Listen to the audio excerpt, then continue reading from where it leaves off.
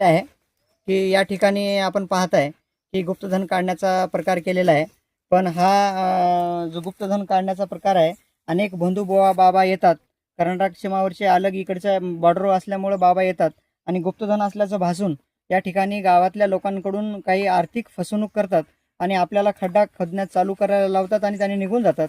तर असे गुप्तधन वगैरे काढण्याच्या खोट्या प्रकाराला आपण बळी पडू नये आणि असं जर कोणी बंधुभावा सापडला तर पोलीस प्रशासनाला कळवावं आणि पोलिसांनी त्यांच्यावर कठोर कारवाई करावी असं तुम्हाला मी सांगू इच्छितो. या ठिकाणी जे असे हे बिबे आहेत, हे लिंब आहेत, लिंब आणि याच्यामध्ये काही सगळे प्रकार टाकलेला आहे.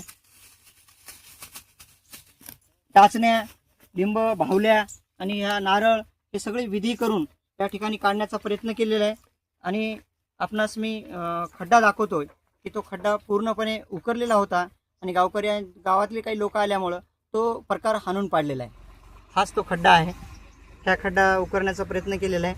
खड्डा 3 ते 3 फूट आत खोदलेला आहे आणि हा खड्डा जास्त खोदून आतमध्ये काढण्याचा त्यांनी प्रयत्न केलेला आहे. हा नारळ या ठिकाणी इथं पण पूजाविधी झालेला आहे, त्या पण ठिकाणी पूजाविधी झालेला आहे. हे असा प्रकार ह्या ठिकाणी चालू होता.